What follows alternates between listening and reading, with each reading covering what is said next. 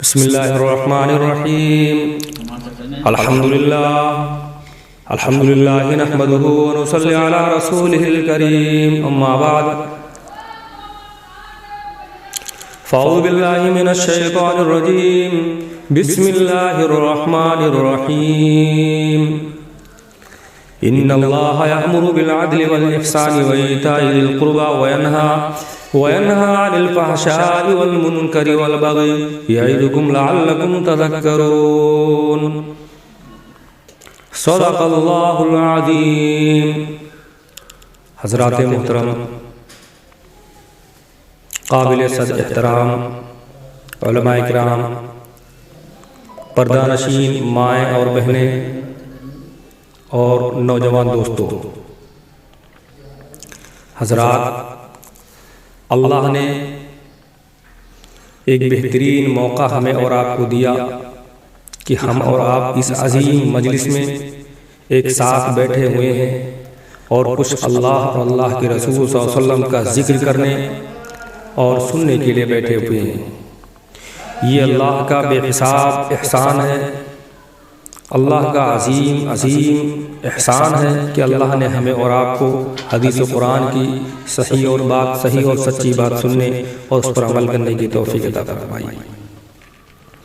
حضرات گرامی، ابھی میں نے قرآن کریم کی ایک آیت مقدسہ تلاوت کی ہے جو کہ بہت مشہور آیت کریمہ ہے۔ ہم اور آپ اس آیت کریمہ کو قریب ہر جمعے میں، ہر خطبے میں سنتے چلے آ رہے ہیں، لیکن افسوس کی بات تو یہ ہے کہ اللہ نے اس آیت کریمہ کے اندر، اللہ نے اس مقدس قرآن کریم کی آیت کے اندر کن چیزوں کا ہم سے مطالبہ کیا ہے اور کن چیزوں سے ہم کو منع فرمایا ہے۔ آج میں آپ حضرات کو قرآن کریم کی اسی آیت کا مصداق اور اسی آیت کی تفسیر کی بات کروں گا۔ اللہ سے دعا کرتے ہیں کہ اللہ رب العزت ہمیں اور آپ کو صحیح سچی بات کہنے کی توفیق عطا فرمائے۔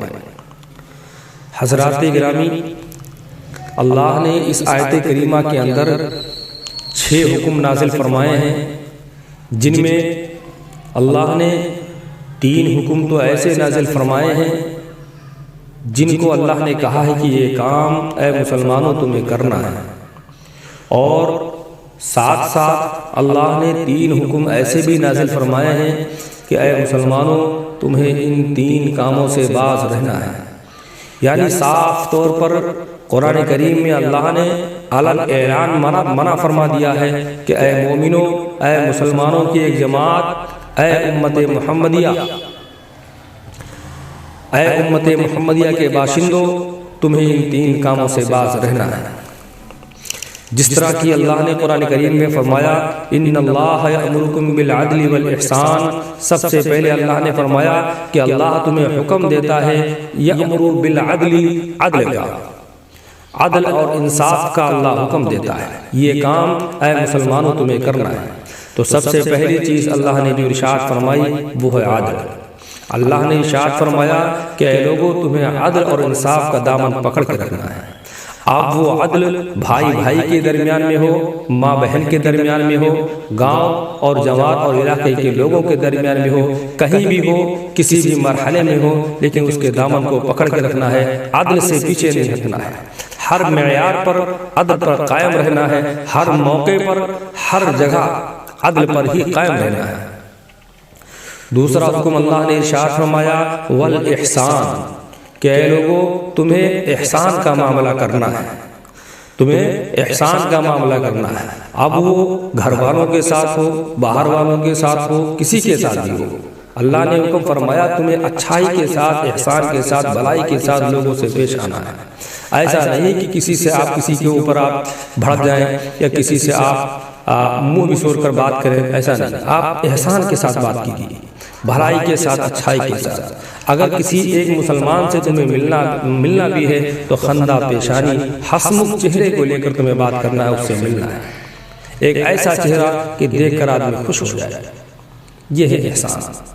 اب وہ رشتہ دار ہوں، آپ کے قریبی رشتہ دار ہوں، آپ کے گھر والے ہوں، آپ کو پڑوسی ہوں، آپ کے پٹیدار ہوں، آپ کے بھائی ہوں، آپ کی بہنوں میں سے کوئی ہو، کوئی بھی ہو، ہر ایک کے ساتھ احسان کا معاملہ کرنا ہے۔ یہ اللہ نے دوسرا حکم نازل فرمایا۔ معلوم یہ ہوا کہ پہلا حکم اللہ نے دیا یامر بالعدل، احسانی یعنی عدل کا اور احسان کا، اور وایتاء ذی القربی۔ تیسرا حکم اللہ نے نازل فرمایا ہے کہ مسلمانوں تمہیں یہ تیسرا کام کرنا ہے، اور تیسرا حکم اللہ کا یہ ہے وایتاء ذی القربی، تمہیں رشتہ داروں کو دیتے رہنا ہے۔